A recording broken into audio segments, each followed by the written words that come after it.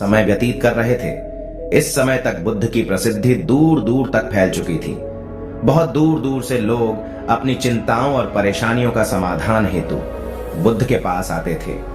ऐसे ही एक दिन जब बुद्धा मरवन में अपने शिष्यों को प्रवचन दे रहे थे, तभी एक अधेड़ उम्र का व्यक्ति अपने नौजवान पुत्र को अपने साथ लिए बुद्ध की तरफ चला आ रहा था। जब ये प्रवचन स्थल के पास पहुंच गए तो बुद्ध ने एक नजर उन पर डाली और इशारे से बैठने के लिए कहा। जब प्रवचन समाप्त हो गए और सभी लोग वहां से चले गए तो बुद्ध ने उस व्यक्ति को अपने पास बुलाया और बैठने के लिए कहा। वहां चारों तरफ हरियाली छाई हुई थी। मौसम बहुत सुहाना था और तरह तरह के पक्षियों की आवाजें गूंज रही थी। ऐसे आने का कारण पूछा तो इस पर व्यक्ति ने कहा, तथागत, मैं 2 दिन की लंबी यात्रा करके अपने पुत्र को आपसे मिलवाने लाया हूं। ये मेरा इकलौता पुत्र है और ये हर समय थका थका रहता है।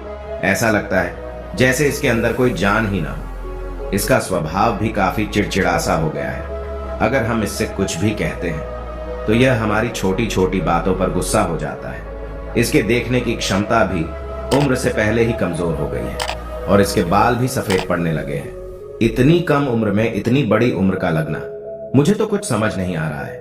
तथागत, मैं अपने पुत्र के स्वास्थ्य को लेकर बहुत चिंतित हूं। जब मैं अपने पुत्र को वेद जी के पास लेकर गया तो उन्होंने कुछ औषधि दी और कहा, अपने पुत्र को तनाव कम लेने के लिए कहो। वो अपने दिमाग में बहुत अधिक तनाव लेता है, इसलिए उसकी ऐसी हालत हो गई है। लेकिन मैंने उसको बहुत समझाने के बाद भी तनाव का मतलब समझ नहीं आया। मुझे नहीं पता कि तनाव होता क्या है, यह किन कारणों से आता है और उसे कैसे अपने पुत्र के दिमाग से निकालूं।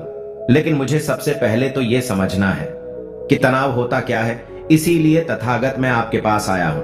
कृपया आप मेरी समस्या का समाधान कीजिए। यह सुन बुद्ध उसके पुत्र को बड़े ध्यान से देखते हैं। उसके चेहरे को देखते हैं, उसकी आंखों को देखते हैं और फिर उसके हाथों की नब्ज को भी देखते हैं। ये सारी विधि करने के पश्चात बुद्ध उस व्यक्ति से कहते हैं की तरह पकड़ लेता है और व्यक्ति जान भी नहीं पाता है कि वह तनाव में जी रहा है। लेकिन अगर व्यक्ति तनाव और तनाव के बारे में कोई ऐसा पैमाना बना लेता है जिससे वह जान सके कि वह कितने तनाव में है, तो वह इस समस्या का समाधान भी खोज सकता है। सबसे पहले तो तुम ये समझो कि तनाव होता क्या है। जब भी कोई व्यक्ति कोई काम कर रहा होता है लेकिन उसका मन कहीं दूर भटक रहा होता है, कल्पनाओं में होता है, तो उसके शरीर और मन के बीच एक दूरी पैदा हो जाती है। यह दूरी जितनी अधिक होगी, व्यक्ति उतनी ही ज्यादा